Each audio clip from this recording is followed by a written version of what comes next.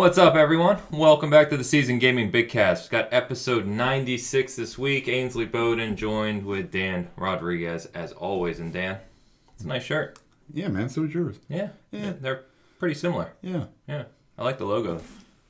I don't know who did these, but that guy is outstanding. Yeah, he's really good. Yeah. I don't know who it was. He randomly sends me messages once in a while. And logos. That just happen to coordinate with my thoughts. Yeah, exactly. So anyway, we have a small announcement to make, and that is that Season Gaming merchandise is on the way. And so I don't want to spill everything right now, but the long story short is we've been working on this for a little while now. As you would imagine, anyone who follows us, listens to us, checks out the site knows is that we don't monetize, we don't do any ads or anything like that. And so in talking about setting up a store, we wanted to approach it from a slightly different angle. And so we are actually going to be working with some gaming charities, some very well-known gaming charities, which I'm not going to announce today, but you'll see in the future. And when the store gets up and running, you're going to see unique designs from our friend Diego, who I think everyone who listens to this knows. We've been working with him for a while. And it's going to be great. So you're going to be able to get some cool shirts, cool merchandise, profits going to gaming charities, and that will be set up in the coming weeks. So more details to come. Well, obviously, there's going to be a full-on store page on the site, and awesome. We'll share it at that time. Yep. So already got some cool designs in the works, and yeah. What other stuff can we get, you think, down the road? Other stuff? Like coffee mugs? Yeah, mugs. Nice. Looking at hats are a tough one. Not a lot of the same companies that do shirts do hats. Gotcha. And hats are expensive. Yeah. But I'm working with a company to find the right company. So without going into too many details, kind of experimenting with a few different companies for the shirts. Found one we really like. Do they do onesies? They do. They do hoodies. They do long sleeve shirts. They do socks. They do pants. Socks. You can even get posters and pants. Yeah. All right. Like you need some yoga pants, don't you? Yeah, I know nobody else does. That's for sure. Tell you what, if someone buys Season Gaming yoga pants, that's gonna be pretty cool. We've made it. So anyway, super excited about it. Been working on it for a while now. It takes a long time to kind of coordinate with everything that we've been trying to do. So excited about that, and stay tuned. And probably in the next week or two, we'll have that live. So more to come. Otherwise, that is, of course, if anyone's allowed to leave their house or send anything from anywhere. Yeah. I don't think people are accepting packages from China as often right now. No. So kind of weird. It's been a strange week here. Gaming news in general has been a little light this week. Things are getting canceled left and right, and it's just strange environment. Be thankful we don't do a sports podcast right now. Yes, that's true. Because we would be taking also a long hiatus. Yeah, man, it's just super surreal, the whole situation. But, people, we got to be smart. Vigilant. And vigilant and, do what they say. That's about all we can do at this point. And learn from the countries that came before us, right? We tend to be so stubborn with everything here that, hopefully people take it a little more seriously. Yeah, nobody's going to hurt my feelings. It's, I got to stay home now? Okay. Yeah, I know. Yeah. I saw a great, obviously there's lots of posts like gamers have been preparing for this for years. Exactly. Stay home, load up on food and video games, and you're good to go. Introverts, unite. Hit me up on live. I'll be playing something. Yeah, I've had more time to play this week because of this. No joke. That's awesome. Which is kind of funny. So we didn't do a poll this week, but we did get a listener question, and it ties right into this, of course. And that's a lot of people are talking about this. So there was a rumor that came out from an industry analyst that basically said that you can expect the Series X or Xboxes and PlayStation 5 to be delayed. They're not going to be able to produce them on the scale they need to for a global launch. And even if they do launch, it'll be one of those where it's probably hard to get a hold of. And they may be, scalped, etc.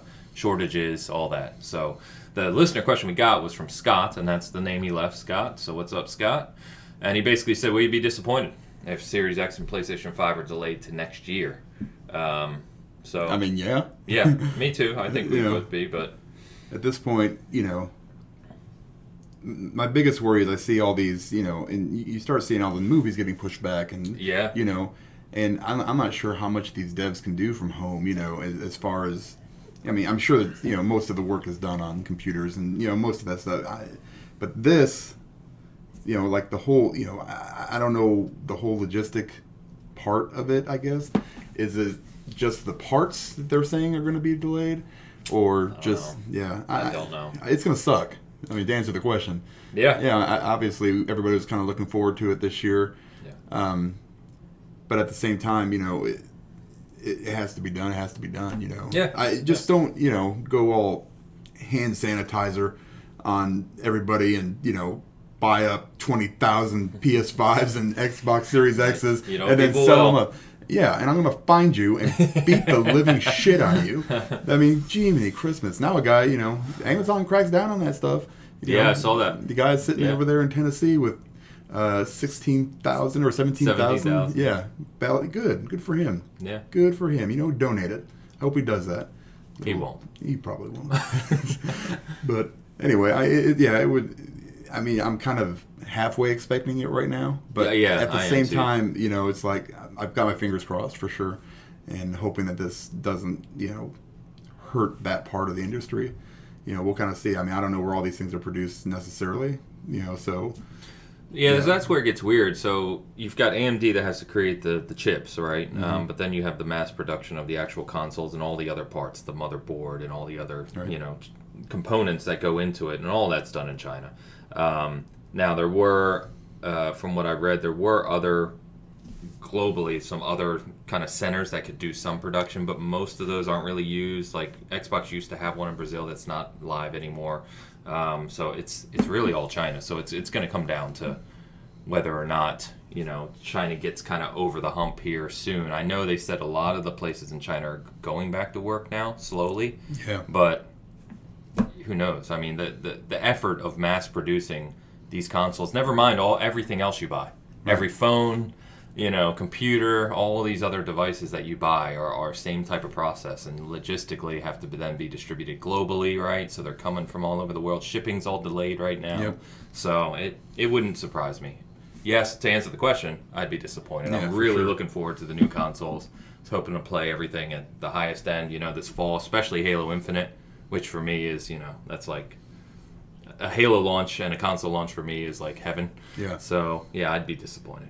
I mean, if they're not angry, right? Yeah, I'm not going to be angry. No. It'd be if they can figure out a time frame where, like, if they say they need to delay it for 6 months or whatever it is, why not? In that case, if assuming this is kind of leveled out at least a little bit, move E3 or a similar kind of gaming thing to like right before they launch it. You know what I mean? Like, kind of just shift everything like 6 months or whatever they have to do. So you mean change the schedule so that there's like the gaming events a month or two prior to launch? Yeah, I mean, you'll know. I mean, you should. I would think Xbox, PlayStation, they should know probably within the next month or so what the logistics are going to look like in November. So, but we still have E3. Digital. Yeah, we're going to talk about that next. We'll talk about that in a little bit, but, I mean, so we'll see what happens, man. I don't know. It will suck for sure, but, yeah, there's no reason to get angry about it. No. No. We were joking about people staying home and playing games. I just saw this morning that Steam has broken their record for concurrent users of 20 million. That's gross. That's a lot for people. Now, that's concurrent, right? So Steam, I believe, someone can correct me, but I believe Steam has the most active user accounts. So live is like 70 million, right? I think PSN is like 80 something. I'm pretty sure Steam's over 100 million. But 20 million at the same time playing on the service. That's a hell of a lot of people. That's nuts. Yeah. That's nuts. So I also just realized, not to jump us backwards, but we were talking about the shirts, we were talking about the logos and stuff. I didn't even explain the one logo that we're wearing today. Oh, yeah. Which is, as I'm looking at the camera here, which is SGOG. So this is one of the first ones. I'm backwards. You're going backwards. This is one of the first ones we created. So this one is one of our favorites, and essentially this one is going to be made for the people who have been with us from the start, the original OGs of Season Gaming, which, believe it or not, we've been live for 4.5 years now. So this is one of our favorite, but all the designs that are coming except for, well, Bitcast is unique too, but the Bitcast one but all the other designs are completely new and unique, designed for the merchandise. So. And they are fire. Shout out to Diego again, because, man. Yeah, they're awesome. Them, they're gross. And if you like if you're looking forward to Cyberpunk and like Synthwave and stuff, there's a really cool one that we'll show soon too. Anyway, I'm just excited. So, going back to E3. It feels like this cancellation was like weeks ago. I don't know if it's just the way events are occurring right now, but this was only a few days ago as we record this. But officially canceled. We kind of thought it would be, right? This is just an opinion, but it's with everything we saw with E3, how kind of disorganized it was becoming, and IM 8-bit dropping out and everything. I wonder if the ESA is thinking, this coronavirus has kind of covered us here. Now we have a reason to cancel. Not that they wanted to cancel. They're going to lose a ton of money. Yeah. But, at least it doesn't look like it's on them being disorganized for E3. It looks like, Yeah. I guess that's probably true. I mean, people are talking now that it's, it might as well just go the way of the dodo, I still disagree. I do too. I think, I was really interested to see how the fan events would go, and see how, because I know they're going towards that a little bit more, and maybe that would, give them a little B12 shot, and get them going a little bit. I don't know. I've never been to one, so this definitely sucks for, people like you and, the Lords and, and everybody that was supposed to be going. Hopefully everybody got some refunds or something back, I'm hoping. So we got the refund on the house that we were getting and everything, which sucks, and we're talking about, we'll get together in the future at other events and stuff. Southwest has the nerve to still not refund your money. They'll give you a credit. They give you travel funds. Yeah. You can't travel. Right. What the fuck am I going to do with travel funds? Right. And they expire a year from when you booked it. So my funds literally expire in January. And I'm like, I don't have plans to fly anywhere else. Yeah. You may not be able to at that point. No, I'm sure they're gonna have to make some policy changes. Oh yeah, for given sure. the situation. So. Yeah, and then it's one of those things where too, if I understand correctly, like if your flight originally costs like $400 round trip, and you book a flight that's say $200 round trip, That's it. You don't get your $200 back. Stupid. Southwest, suck it. Yeah, I'm done with them. Suck it. I'm done with them. Yeah. Anyway, it's huge though, man. I mean, the it's a big loss. Is just as just like South by Southwest, I mean, Coachella was moved. Yeah, Coachella. But yeah, I was just trying to think of other big things. Like you said, movies. Yeah. Even as little as just movies are getting. Fast and Furious is delayed a year. That's nuts. Yeah. That's nuts to me. A year. Crazy. Bond, which sucks. Yeah. AMC is, you can't go there for, they're cutting like all their ticket sales in half. Yeah. So, So you can sit, they're like distancing, right? Yeah. So you can sit further apart from people. Yeah, just so you guys know, though, people are still going to casinos, so... Dude. I mean, yeah. And if you go to casinos, like... I mean, I wouldn't go to a casino, like, just normally. I would just be like, I'm going to probably get something. So I'm a casino guy, but they're dirty. Yeah, they're nasty. Yeah, I mean, that's just how it is. Yeah, everyone's touching the machines over and over again. There's a lot of older people coughing, smoking. I mean, it's dirty. It's just how it is. It's a casino. But you look at like the Airbnb. You guys have to get refunded, right? Yeah. That's going to hit those guys. Oh, yeah. So I actually own the Airbnb. So hopefully they can get it going. But now nobody's going anywhere. No. Right. So those pictures from the airport are crazy. Yeah. I saw the picture from O'Hare last night, yep. and they're packed in like sardines. I'm like, we're not too smart, are we? Like, literally, we're talking about don't be on top of each other, and the airports are packed full. Yeah. Like, and then all those people are going to travel all over the place. Yep. Well, those people were coming in. They were coming in. Oh, coming in from customs? So that was the international terminal airport, okay. And they were coming in from wherever because of the travel ban. Everybody Wuhan, was it? Yeah. Yeah, 30% of them were from Wuhan. But yeah, it's like it's just surreal. The whole thing is surreal. It feels like we're living in a movie. Yeah. Like, it's not zombie apocalypse style, right? But when you it's like playing The Division right now. Yeah, when you do the really research and you weird. look at how it spreads and you look at it is impactful even to younger people and especially to older people. Yeah. It's scary, man. It's weird. Yep. It's really weird. So anyway, back to E3 though. So Xbox came out and confirmed, hey, we're still going to have an event. We're still going to do this digitally. They even confirmed that we're looking into ways to do FanFest activities digitally. So how can we do FanFest stuff locally to celebrate with our biggest fans? So that's pretty cool.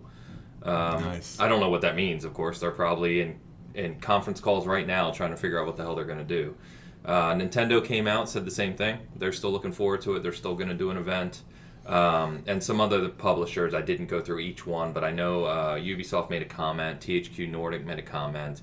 Have you seen Devolver Digital's? Yeah, they're the best. They're hilarious, dude. They are the best. So they're like, we're gonna continue having a show that no one attends in real life. Oh man. So at least they have a sense of humor about it. But I'm looking forward to all the digital events anyway. I love the conferences. You know, I even though I go to E3, usually I have a tradition of when I get home, I actually watch all the conferences again. Nice. Just because it's cool to see from the other perspective how it was broadcast and stuff. So we'll talk about it. Maybe we can do, if we're not both literally in hazard suits and quarantined, maybe we can do like a live stream reaction, what have you. We'll figure sort that it out. Yeah, and hang out. That'll be fun. So, excuse me. So yeah, we'll see what happens, man. I'm still hoping to get a Series X and PS5 later this year, but not gonna hold my breath. I think by that time they'll know what's going on. By summer we'll know. Yeah, for sure. Because with the way the logistics are for global shipping, retail, all that, I mean, they're literally packaged up and sent around the world in like June, July. Yeah. I mean, it takes months. Yeah, it takes months. So, I know this is going to be a solo segment here, but Call of Duty Warzone. We've been talking about this for a while. In fact, we were one of the first sites, if I recall, to actually leak when the kind of leaked footage came out originally. We got a ton of hits on that because we jumped on it right away. You know, pretty excited about this. It's out, and it is really, really good. Really good. Like, surprisingly good for a launch, right? Like, it's up there with Apex of smoothness in a new Battle Royale game at launch. It takes a lot of cues from Apex, you can see that. It's got the whole ping system where you can identify weapons and show people where you're going or where enemies are, which is awesome. But it plays really smoothly. It's 150 players and on a massive map. Plays just like Modern Warfare. And even the neat thing is like, so if you play Modern Warfare, you know in Call of Duty you create your own loadouts, right? Yeah. So if you remember in PUB, there'll be supply crates that'll come down. You can fight over them, right? Right. Well, in this, what happens is the loadout drops come in, and they're all over the map, and you can go to them, but you can pick out of that box one of your own custom loadouts. Oh. So if you've unlocked guns and you've set up special loadout that you like, you can run over there, grab your own loadout, and run away, and then you can use your guns that you also use in the multiplayer. Okay. It's really neat. Wow. Vehicles are fun. The gameplay's solid. It's in my opinion, and I don't have to keep going about this, but I'll talk more about it playing. But in my opinion, it's a much, much better game than Blackout was. Nice. Blackout seemed kind of like almost like them testing the waters for Battle Royale. It had a lot of issues. This is a much better game. But as you can imagine, free to play, Call of Duty, Battle Royale. It's been a little successful. Yeah. So that's a system seller. No shit. You okay? Yeah. That's, you talk about imagine if they came out and and this was like Switch only. Yeah. Like that's what, I mean, like the little tiny things that, that you get on the PS4 or whatever, the exclusive things on launch, that's all right, but like that's what's going to sell you a system. When you get to play a game for free, I mean, it's like Fortnite. That's the biggest thing. And this, so the funny thing I saw pictures people posting too is like the quarantine seems to be helping console sales because they're showing stores where all the consoles are sold out. Man. So kind of interesting, but well, hell, I got a PS4 and a VR headset I'm trying to sell. Nobody's buying it. Hit me up. All right. Craigslist. We'll meet up in a big group. Yeah. Trade console. Yeah. I'll make sure I sneeze on everything prior to it. So this hit in 24 hours, hit 6 million players. That's insane. In 3 days, it's past 15 million. It's also insane. It is on a stronger arc than both Fortnite Battle Royale. Remember, Fortnite had that kind of, but when Fortnite Battle Royale and Apex, which was nuts, because Apex hit like 25 million in a week. Yeah. So Apex, after 3 days, had done 10 million. Call of Duty Warzone has done 15. So I talked to a lot of people who play it. I've already added a bunch of friends that play it, and it is full crossplay. So PS4, PC, you can play together. It's awesome. We've had no issues in terms of drops. The game has not crashed a single time. It's super smooth. Like they nailed it. Man, Yeah, they nailed it, and they're going to see the results. The interesting thing is that because it's integrated with Modern Warfare, it's free to play. There's really nothing you can buy. Oh, that's good. So there's the Battle Pass, right? Yeah. And you get XP from playing Warzone, which contributes to the Battle Pass that also is in Modern Warfare. So it's kind of all tied together. Oh, okay. So the Battle Pass for Modern Warfare for is both. the same. Okay. Yeah. So, which kind of leads me to wonder, and I know some people were talking about this. So you've got Black Ops 5 supposedly coming this year's Call of Duty, right? Because they skipped Sledgehammers and they're going straight back to Treyarch. Now, if this is integrated with Modern Warfare, even though this is free to play, and you don't need Modern Warfare, but it is integrated with Modern Warfare, what do they do when Black Ops 5 comes out? Do they go back to like a Blackout 2.0 with another different Battle Royale, or do they carry Warzone forward somehow? Because, like I said, it's integrated with your loadouts, the guns, the skins, everything that's in Modern Warfare is in Warzone. So it's weird to me to think that you would launch a free-to-play Battle Royale that's so successful and yet is integrated with your yearly release. Right. How do you transition that to Black Ops 5? Yeah. Well, why not, once that comes out, announce another Battle Pass, somehow tie it into it. If it's a free game, right? It's separate from Call of Duty or Modern Warfare, right? So it's weird. You download it. You don't need Modern Warfare because Right. Foof is playing with us, right? He does. But when you download it, you actually download the entire Modern Warfare client. It's 100 gigs. Okay. And when you launch into it, you're in the Modern Warfare menu. There's just single player, multiplayer, and Warzone now, right? Right. It's just that if you don't own Modern Warfare, you can't play the other things. You can only play Warzone. Well, see, so this is actually what I would do if I were Activision is say, okay, listen, you guys are going to basically work on the Battle Royale version or part of Call of Duty from here on out. If you can get that many people in, then you can become the next Fortnite. If it has that sustainability. Yeah. That's the biggest thing. Then you start doing separate battle passes for it. You start doing your skins. Seasons or whatever it is. Yeah, and you start doing all that kind of stuff with just this game. There's no reason to put out a new Battle Royale every year. No, I agree. I hope they don't. I think that's just kind of redundant, because it's not going to change that much. If Treyarch wants to come out and put out, the new Black Ops and a new Battle Royale, I mean, it's just going to get oversaturated. The market isn't already. So when you find something that works, they really need to kind of focus on that, I think, and just kind of push it, and people will spend money on it. Oh yeah, I will. Look at Fortnite, man. I mean, it makes so much money. Yep. But you have to be able to, like Apex, it started off strong, but it kind of leveled out a little bit. Fortnite, they're starting to level out after 30 years of being a battle royale game. But like we said, they're only making $2 billion a year. Yeah, that's a shame.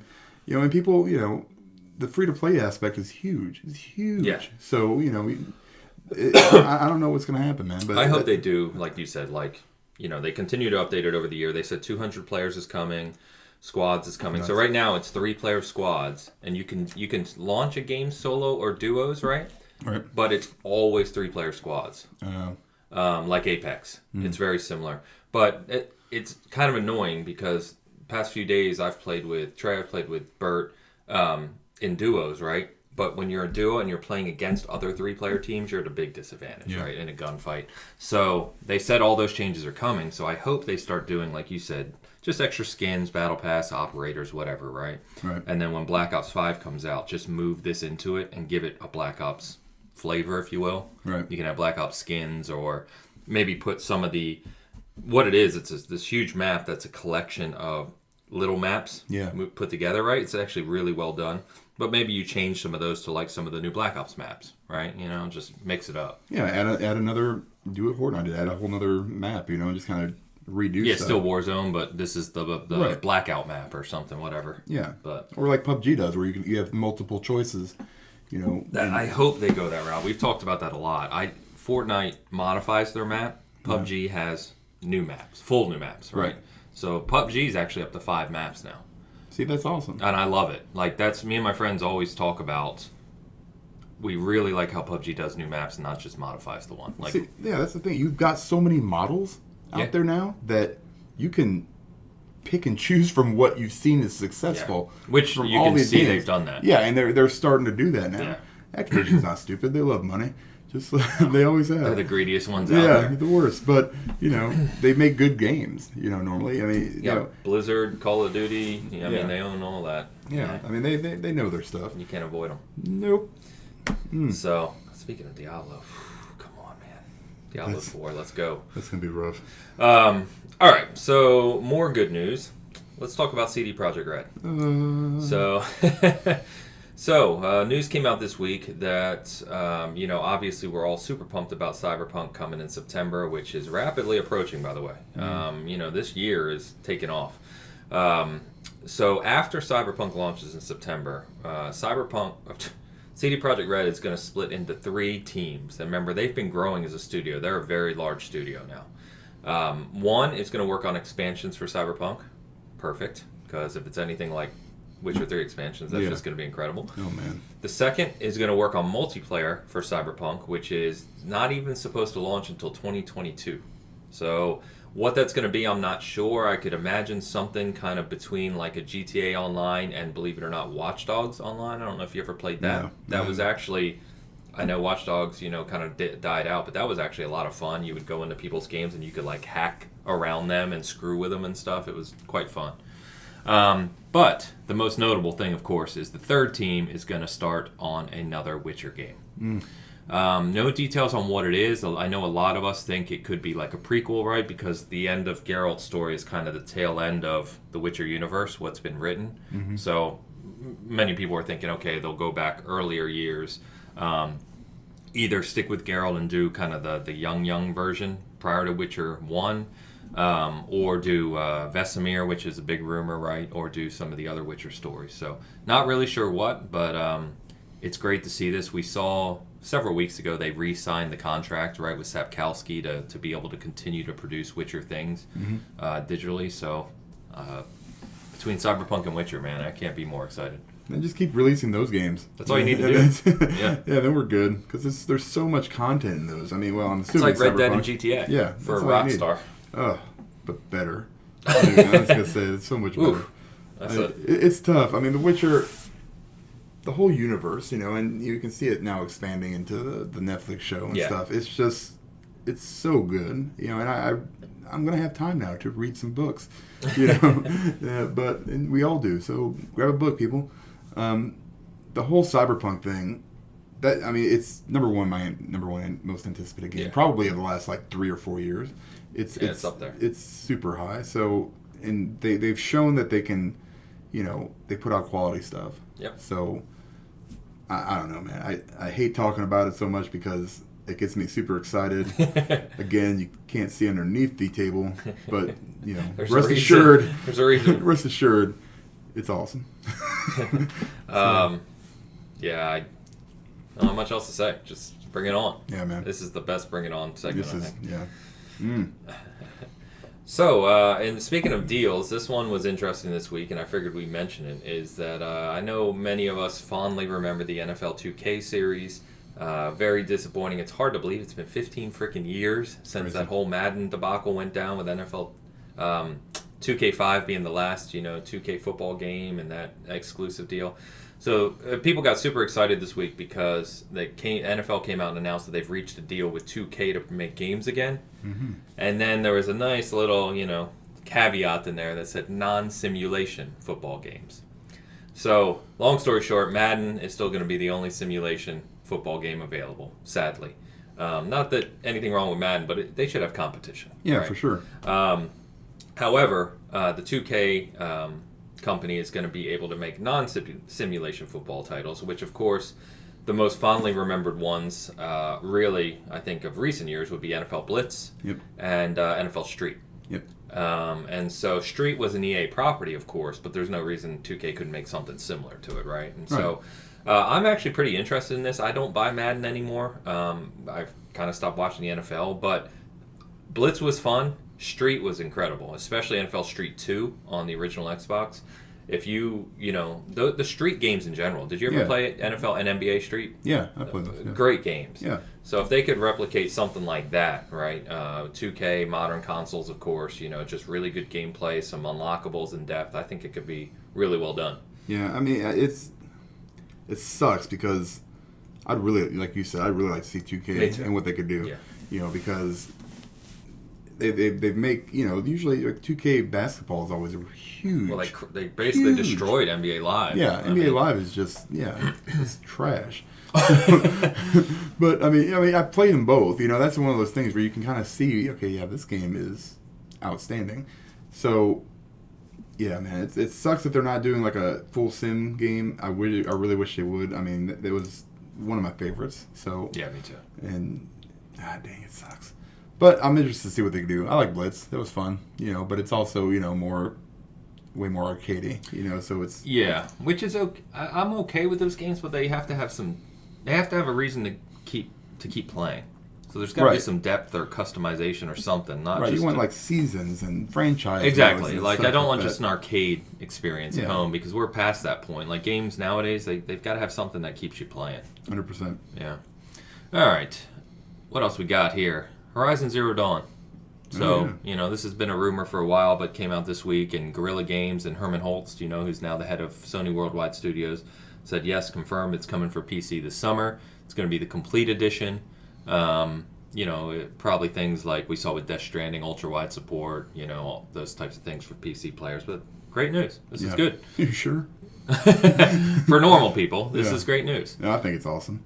Yeah, if you're listening and you're on PC, we always talk about it, and you know you haven't played Horizon Zero Dawn, plan on it because it's an incredible game. Oh, for sure. I might buy it for you so I can come and watch it on your ultra wide. Yeah, because I really want to see what that looks like because it is gorgeous. I go back and play that game every once in a while, probably once every couple months. I'll just jump in for a little bit, do a few missions, and I just realize how awesome it is. It's great. You know, it's one of those games where I was like, I'm going to hate this game.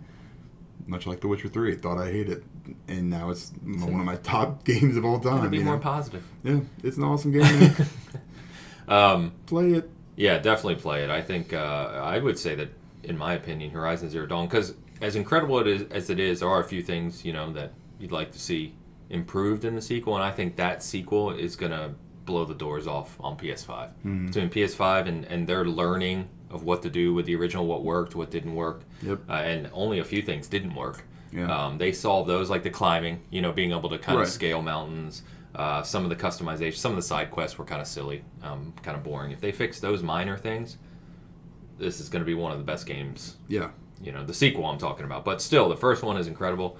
Like you said, going to be cool to see it on PC, especially if they do things like the unlocked frame rate, right? If you're able to play it in 144 or something, that'd be awesome. So, pretty cool. Let's see. So, Reggie. I'm going to jump over to Reggie. Reggie, he's everywhere, Reggie's back, and of all places... Like, if you walked out of that closet right now, I wouldn't be surprised. Still wouldn't be able to take a picture of him. Yeah, there'd be 15 guys surrounding him. So he has joined the GameStop board of directors. Fantastic. So for people, I saw people saying like, why would Reggie go to GameStop or work with GameStop? And there's some, well, yeah, there's definitely money, but there's context here, right? Being on the board of directors is different from being like an active member of the organization, if that makes sense. So he's more of an oversight role. The board of directors would be, and there were two other kind of really high profile, not CEOs, but people like him that also joined at the same time. And I forgot to put their names down. That's my fault. But so 3 people have joined the board of directors, obviously for gamers, most notably Reggie. And it was just so weird to see a tweet from Reggie say, we need a healthy GameStop, in the video game industry. And I'm thinking, yeah, like, what?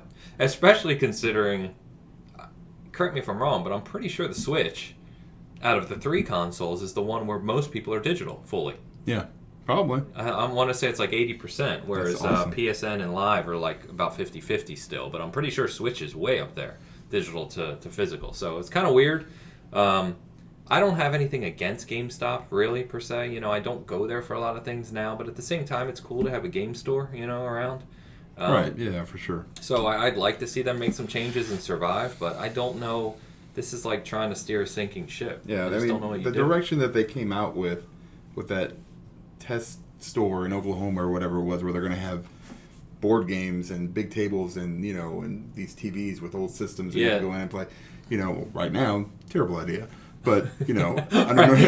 GameStop's like, we can't catch a break. It sucks. But normally, I mean, I don't know how that would work. I mean, it's a nice, they've got like these hobby shops around towns, that people get together and play like Magic card games or Warhammer, right? Yeah, and and there's so many GameStops. If they could, I mean, hell, there's like 2 over there by the mall, and one of them's in the mall, one of them is literally outside the mall. It's like a block away from it. So it's like, to provide those kind of spaces and for free.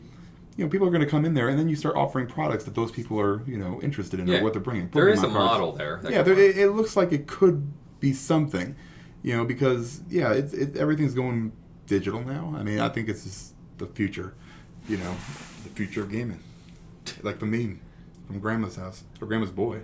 It's Grandma's Boy. That was the movie. Great, yeah. I've seen it like 20 times. Yeah, fantastic movie. Hilarious. Yeah. But yeah, I mean, with Reggie, I don't know what he's going to do.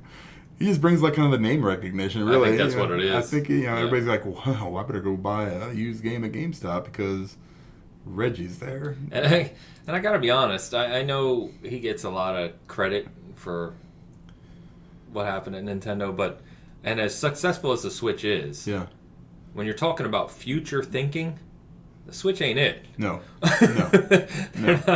They're by far the most behind of their methodology than the big 3. Right. Well, then they fit right in with GameStop then. I think. So he's like, this is my wheelhouse. Yeah. So we're right where I need to be. Yeah. I don't know. I just found this kind of interesting. I don't know what's going to happen there. Oh, Reg. So, anyway, I figured we mention it. It was big news, but I don't see it really changing what GameStop is going to be doing. No. The latest pictures I saw from the one store you were talking about, they set up like there was one wall basically that was where you could buy some games. They had like a handful of games, and then like advertisements for digital or PSN credit, Xbox credit, what have you, right? Mm-hmm.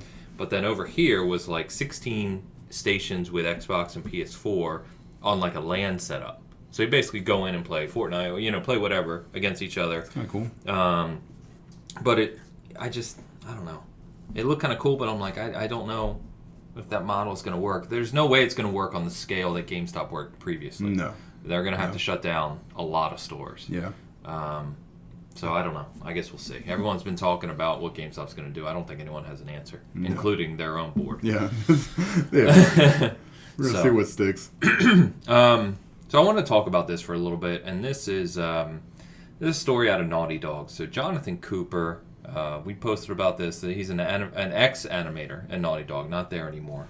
And I'm going to pull up our article because I think he used to work for like BioWare too or something. He's been in a few companies. Yeah, he's been in a few companies, and he's a story animator. Yeah. So there's some context here. Now, naturally, when anything comes out that shines a negative light on a company that makes exclusive games, all hell breaks loose, and it's hilarious. It is hilarious. Yeah. So I tried to kind of dig through the weeds, and I also reached out to Jonathan, and I spoke to him on Twitter. He actually responded. We talked for a little bit, and so with context in mind, what he was saying here is just shining a light on the crunch that gosh, I think I got that corona. Well, shit. Jason Schreier came out and talked about Last of Us 2, and he had a big article talking to like 15 ex-developers this week. Schreier had an article on Crunch? Oh, big one. That's crazy. Yeah. Because that's all of his articles. I know, that's all his articles. All right. I know. So, I think that kind of emboldened Jonathan Cooper to come out and speak up. And basically what he said is, it's very real. Naughty Dog has this reputation. So I'm going to read some quotes and then we can talk through them. Sure. So again, context. He was a story animator. And so to be specific, he said, I don't have an awful crunch tale for himself and the story animators. He said they worked an average of 46 hours a week, sometimes over 50 to 55. And of course, that led people to say, well, that's not freaking crunch. I work 80 hours a week or something like that. Oh, okay, whatever. Yep. Just for context, you're supposed to work 40 hours a week. That's a full-time job. Sure. A lot of people in America, as we know, work a lot more than that. Mm-hmm. But he then said the gameplay animators, again, different team. There's animators, not a single position in a company. Gameplay animators were crunched extremely hard, more than he had ever seen, required weeks of recovery afterwards. And he even said that one of his friends, who was a gameplay animator, was hospitalized. So there's no context in what that is, but just from exhaustion. Yeah, that's the thing. That's what I mean. Like what caused him to be hospitalized? There's no context there, and so kind of talked about that. But I think what he's alluding to, right, is that we've heard stories and we've seen reports that people are working, obviously well beyond the 55 hours. You're talking 80, 90, 100 hours, right? So you're working maybe 18-hour shifts or something like that. Mm-hmm. And so he said, you go into his other quotes here. He said that, let me read this quote. Sorry, it's a little small. He said, "The reason I left is because I want to work with the best. That is no longer Naughty Dog." That's pretty bold shot right there. Yeah. He said their reputation for crunch within LA is so bad, it's near impossible to hire seasoned contract game animators to close out the project. So they had to load up on film animators because but while they're super talented, the film animators, they lack the technical and design know-how to assemble scenes game-wise, right? Mm-hmm. Different expertise. Similarly, the design team ballooned with juniors to make up for the attrition of key roles. So every aspect of finishing the game took much longer due to the lack of game experience on the team. Yeah, sure. So he doesn't make anything from this. There's no reason to make this up, right? Right. And we do know that this game's been in development for frickin' ever. Yeah. Now, I think anyone who listens to us knows that, sadly, right, this is our most anticipated game of the year with Cyberpunk and Halo for me. We think it's going to be incredible, collector's edition, everything, right, for this. But it is pretty crazy to hear from someone just kind of what goes on behind the scenes. And from what he continued to say in LA, especially, and which is a heart of a lot of game development, this is a rampant problem. This isn't just Naughty Dog. Mm-hmm. So I figured we'd bring it up because, it's good to talk about this stuff and just bring some awareness that people who create these games we love, especially the big AAA ones that are trying to kind of push the limit of what is done in video games, there's a cost to them. These games they're not easy to make. They take years. They take hundreds of people working crazy hours to try and put it together. And there's doesn't feel like there's a balance of I don't know. There's very little light shown on what it takes to produce these games, and they're starting to be now, I think. Right. I think you look at a studio like Sony Santa Monica where they do like a whole documentary. Mm-hmm. Stuff like you'll never see one of those apparently out of Naughty Dog. Or it's going to be Raising Ellie. You're never gonna see anything. But you can also, who knows? You can also make those look however you want them to look. That's true, but and there's got to be crunch in every single game studio. It seems like and we only focus on like the terrible negative things, which are horrible if this is what's actually happening and people are going to the hospital. But with that being said, I mean, I bet you it's going to be an awesome game. So, we know it's going to be incredible. That seems like, it's kind of shallow on my part, and that's fine. People say, like they were saying, people work 80 hours a week to make ends meet. People do all this stuff. Now, if they're not getting paid for this overtime, so that's the issue. So I don't know, is that part of the deal? Yeah, so there's a lot of quotes here. He told a whole story, and I talked to him about this too, and he said, when I left Naughty Dog late last year, so late 2019, they threatened to withhold his final paycheck until he signed additional paperwork stating that I wouldn't share this production practice. He said they finally relented when I assured them that was most likely illegal. That's hilarious. So, again, companies, and again, this is not even just a gaming industry problem, right? This is a problem everywhere. But they don't want these stories to be told. People don't want to, it's the old quote, you don't want to know how the sausage is made. You just want it to taste good. And they do. Yeah, which is exactly what this is. Yep. But, I think being, I don't know if responsible is the right word, but being a site that, tries to focus on nothing but the positive, right? I think it's kind of our duty, at least a little bit, to talk about this kind of stuff, to just help spread the word, because you'd like to see us get to a place where we don't want Last of Us 2 to not be made. We all want to play it. But if that means that it takes another year, I know it's taken forever, right? If it takes another year and people work normal schedules, get paid properly, right? Because this game's going to make PlayStation $1 billion, I'm sure. Then take it. Stop doing this. Don't put a release date on it. Just say we're working on this. And we've seen some companies do this lately. We're working on this. We don't have a release date, but we want to ensure that we build this at a healthy pace. We're not going to crunch our people into the ground. It comes out when it comes out. Yeah, the big thing is, who's making that call where it has to come out at this date? Is it the studio heads? Is it Sony? Is it, or Microsoft, did they do the same thing? We saw with EA. All companies do the same thing. Well, EA's now, it's a publicly traded company, isn't it? Okay, so, it's, they've got to worry about their, Sure. That's the problem. Yeah, it's your your fiscal year reporting. Yeah, right. So, and then not only do you get this, but then you get sometimes subpar games in them. So it's just it's kind of for me. I don't usually delve into the I hate to see it and I hate seeing this kind of stuff. But I also I just want to play the game, and I think a lot of these stories that are coming out, which are terrible, and they need to be highlighted, but there's just so many. It's almost like it's the normal thing now. I think that's the thing with the industry, right? A lot of the people are saying that the industry workers, like the base level workers, right? Your animators, your storyboard, they need to unionize is what they talk about, which of course the companies don't want to hear. Right. Because then that comes with regulations on things. And no darn. It's a story of many industries. Right. We've seen this all over. And so shout out to, I hope I pronounce it right, but Mokwama, who follows us and listens to us. And he said it best, I think. This is capitalism. Yeah. This is what capitalism produces. We expect the best. We want the best games, right? Yeah. There's a cost to making that. Yeah. This is the cost. Yep. So... it all comes down to how you want to balance it. Yeah, and don't justify it. That's the worst part. Yeah. Okay? When I left Twitter and then came back, and I have a very small Twitter account that just follows basically gaming news. Yep.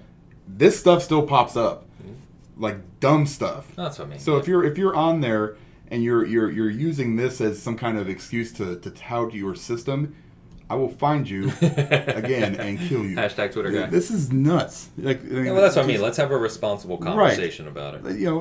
It's not anything to be glorified and say, well, this is what I saw was this is The Last of Us, and this is Animal Crossing. Like, you can't compare the two damn games. All right, number one. I saw that. Yeah. I was like, stupid. Okay, that's what people are using that for. They're saying, well, crunch is okay when you produce it. It's not really okay at all. It's just, it sucks. Yeah, and it's not just, we said, it's not just Naughty Dog. It's not just Naughty Dog. It's not just PlayStation. I bet you people are crunching on Legend of Zelda 2 right now. Oh, yeah. Sure. Probably Halo 2. Yep, absolutely. Yep. That's going to be huge. And I'm sure Jason Schreier will break that news because that's what he does. And to be clear, Cooper here says for, Last of Us 2 fans, the game should turn out great with industry-leading animation. He expects that. He said, I would just not recommend anyone work at Naughty Dog until they prioritize talent retention. That makes sense. So that's fair. Yeah, this is one of the, it's funny, when I saw this, not funny, but when I saw you and you sent me this link to this and I started reading it, this is one of the first, when I started getting into gaming Twitter, this is one of the first guys I followed. I've been following him ever since. Yeah, he talks pretty openly about stuff. Yeah, and he's super interesting. Yeah. And I've always liked his stuff, and, he's just very right there. It's factual, right? Yeah. Here's what it is. Yep. It's always been that way. So this guy's a good dude. I'm glad of course people are trying to throw him under the bus for coming out and talking about it. Yeah. Yeah. So he told me, he said, because we talked about talking more, and he's like, no, he's like, I've shared enough, just, I'd appreciate it if you talked about this. Sure. So there you go. It's on the site, and we're talking about it. Yep. Leave Jonathan Cooper alone. So, but yeah, you hope at some point there can be a better balance, a better way of developing the same quality of games without crushing people to the ground, right? There's got to be a better way. Damn it. So, all right. We talked enough about that. So let's move on to current. So current games. We talked last week that Ori was coming. Ori's here. It, as kind of expected, reviewed super highly. Highest reviewed game of the year so far in terms of, kind of high-profile games. I've been playing it. I know you said you played a few minutes, not your game. Nope. It is, stunningly gorgeous. Hard to describe gorgeous. It looks like you're playing, a fluid water painting in 4K 60. It's pretty crazy. Yeah. Really enjoying it so far. Collector edition is cool. I meant to have that out in front of us, and I forgot just for the hell of it. Maybe I'll run over and grab that. But yeah, playing the hell out of that and really liking it. So Neo 2, as we record this, we're recording on Sunday. Neo 2 came out Friday. I do plan on picking that up in the future. Between Ori and all the tanks I'm playing in Doom, I wasn't picking that up at launch. And one disappointing thing, I know I talked about it before, but in Neo 1, the way the game approaches is through levels. You go to this level, then go to this level, go to this level, and that's one thing I really dislike about it compared to the Souls games, which are just an open experience and you just explore and figure out where you need to go. And so, talked to some people who reviewed it, and they basically said that Neo 2 is the same way. I was hoping they would change that for Neo 2. They didn't, and so I'm not overly excited to play it, though I will in the future. And then, of course, as you're listening to this, Animal Crossing is out on Tuesday. The Nintendo community is literally going haywire for this release. Awesome. Which is great to see so many people going crazy for it. And then of course Doom releases on Friday, so dang, man. Which was weird. I got an email saying, because I've got the collector's edition, and I got an email saying that the collector's edition was supposed to come with the soundtrack for Doom Eternal. It's not ready, which is kind of weird. I'm like, it's in the game, right? So they said they're going to release that to us in the future, but that on Friday, the soundtrack for it won't be available. So kind of weird. Yeah, it's weird. But anyway, what have you been playing? Basically Division 2, a little bit less of that. I started up State of Decay 2. He just left me. Yeah, I'm just grabbing the order. He just COVID-19 me and took off. Anyway, State of Decay 2 is basically my big one right now because it's the new Juggernaut edition. It's still a little janky at times, but it looks really good. It's I loved the game when it came out originally when it was complete jank. So this is just that much better. Nice. So much stuff. There's Ori. Ori. Yeah, I meant to have that out at the start. No big deal. I just thought I'd show it. Cool little art book. Continue. And then just some Division 2. Buddy Greg, he bought it, unfortunately for me. That means I have to play through it with him because I feel bad. But there's plenty of time. Make sure we ran through a quarter of it yesterday, so... Whoa. Yeah, boom. That's a lot. He's already probably done more than me. Probably. So... Yep. And when you say he has, it's mostly. So, you completed it for him. Yeah, since every firefight, he runs out of ammunition about halfway through it in both guns. What the hell's he shooting? I don't know! I'm out of ammo. What am I supposed to do? I'm like, what?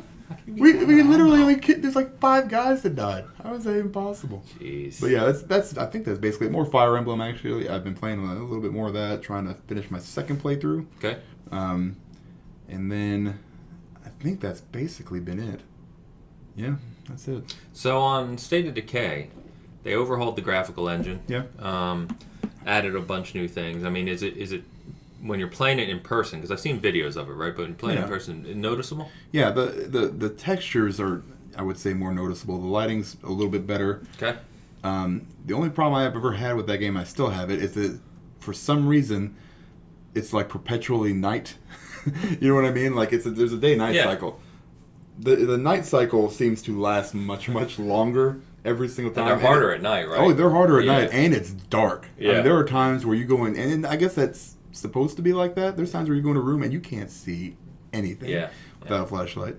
I almost got destroyed yesterday. I walked into a tiny little shed. I wasn't paying attention. I thought I was just going in there to loot a couple things. I didn't see that it was yellow, which means that there's a horde on it. So I walked in, and every single inch of that shed must have had a zombie in it because it was just me just swinging, just this, for 5 minutes. And then there was a screamer who screams and then calls more guys. Yeah, and so I actually lost one of my guys there's that permadeath thing. Yeah. I was just like, dang it. But it wasn't the guy I was playing, it was the guy that was with me. I was like, I'm sorry. But I didn't know what happened. We were careless. Yeah, and then you get tired and you're just like, ugh. I think that's what's so cool about it. It is like... Right. It's got a sense of realism to it. I exiled somebody yesterday because she was a bitch. She kept fighting with everybody. Get out of here. Get out of here. You're on your own. Yeah, hopefully I'll see her later. As a zombie. Yeah. But it's still... It was one of my favorite games, last year, and it's nice to see that they've been really kind of keeping up on it. All the extra content that came with it, I bought the deluxe edition or whatever it was, so I get a little bit of an advantage at the beginning because you can get all these free supply drops and everything, so it kind of helps out a little bit. A couple free cars, like with the Independence Pack and stuff like that. And actually, I played through it so many times that I've got every single thing unlocked so when you start a new community, you actually get 2 different bonuses. Oh. So that's actually kind of nice too. I love the game. I'm going to play through it. I'm doing the new map, which, you said that the people are saying... Is it as big as the old one? It's big. Okay. Yeah. The thing is with it, your starting point is not in a great area, so it's not... It's a little tougher, I think, because you gotta really explore, and there's a lot less... stuff, I think. Supplies. Yeah, so... Yeah, people were saying it's a good starting point for new players. Yeah, that's... Disagree? No. I mean, it's a lot of driving around. If you got a car and, you can stock up on some gas, then I guess you're all right. But if you're just wanting to go out and, leave your little encampment and then have enough stuff out there to just kind of get started... Yeah. No. There's one little corner, and it's got... one of each of the... It's got a food, a gas, your ammunition place, and then it's got a medical place, and then that's your but that's it. And then you're starting to drive, and then I've noticed also that the bigger zombies, like the Juggernaut and the Feral, the Screamers show up early anyway, but those Ferals and the Juggernauts, they didn't show up very early in the game for me. Okay. They're showing up way more early now, way earlier. And there's a lot of them. There's a part where I was just running so fast, I had 2 of them behind me and a Feral.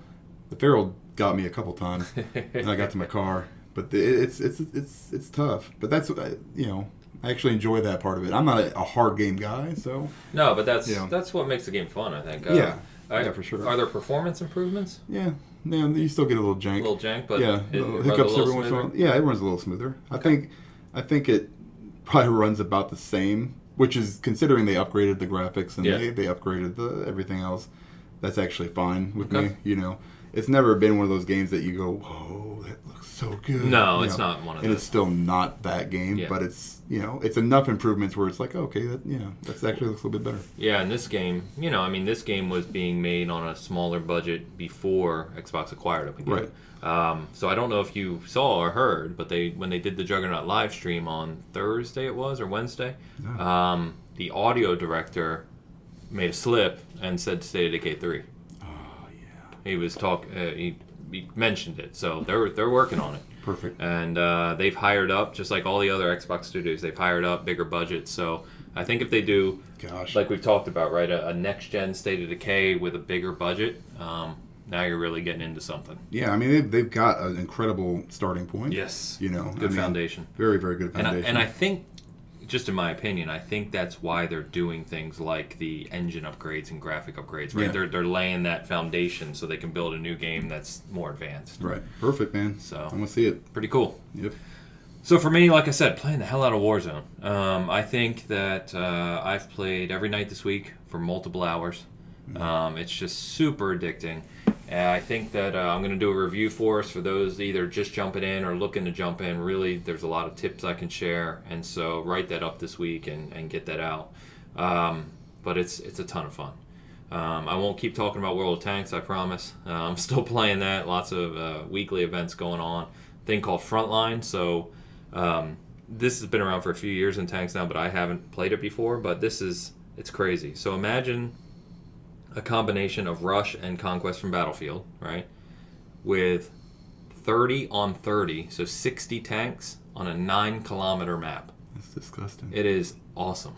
There's just stuff going on everywhere. There's all kinds of different tanks, and hills and peaks and just fight. It's so much fun. Just so much fun. Nice. So that's going on right now. And then I actually installed and I set it up this morning, actually, Roller Champions. So we were talking about this. So there's a tutorial I need to go through. I haven't done that yet, but I created my character, and that's all good to go. So I've got it actually tells you, funny enough, to play with a controller. It says you can play with keyboard and mouse, but we recommend using a controller. And maybe it's just the way the game's set up. So I just got to hook up my Elite 2, Bluetooth it to my PC, and I'm going to try that this week and report back. Maybe I'll do a little preview article for people looking forward to this game, because the alpha actually only runs through next week, I believe. Okay. So I'll check that out. But I wanted to make sure I could actually get in and play, and I was playing. So nice. Pretty cool. I think that's about it for this week. Yeah. We literally landed right on an hour again. I don't know how we keep doing that, but it's cool. So, coming soon, Warzone review. Article on Xbox I'm still working on. I know I keep mentioning that. I'll stop mentioning it until I'm actually ready to put that out. Yeah. Three Kingdoms thing you're working on. Yep. Talked about the Mass Effect article. You said there was something else you wanted to talk about too. Three houses. No, Three Kingdoms, Three houses. Three houses. Fire sorry. Yeah, you're fine. Yeah. Yeah. The Fire Emblem. The Fire Emblem one. I'm working on that Mass Effect. I'm going to do a Warlords review. That's it. Warlords 2. For Division 2. Yeah, I'm thinking about, I'm trying to look at an angle of because playing the Division 2 and with everything going on right now, it's kind of, I don't know, very calming to play the game when you're playing it through, basically a viral outbreak. It almost feels like you're simulating the world event. Yeah, almost man, I wish I had one of those little watches. And did you see the report that came out that said coronavirus can live on money for 24 hours or something? Cash. I'm like, it's the dollar flu. Yeah. And the Division movie's going to get delayed. There's no way they're releasing that. Yeah. Yeah, that's got Jake Gyllenhaal in it. He's about my Tom Hardy level. Hey. But I know you want to see it. I do want to see it. Yeah, it's Jake.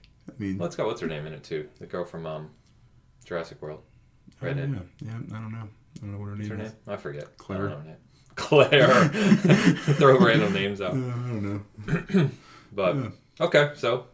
We're working on stuff. Yeah, stuff coming. And then, of course, the store. Like we said, merch. So stay tuned for that. I'll put out an official kind of announcement once that gets live. But I don't think that'll be before our next recording. And then we still got guests lined up. Just got to work out the schedule. So maybe next week we'll have someone join us. Sure. Just chat about some stuff. So anyway, stay safe out there. Not that I'm here to preach, but, take things seriously. Watch out for your loved ones.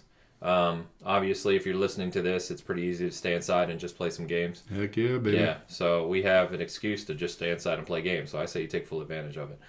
So until next week, Bitcast 96, and we will talk to you then.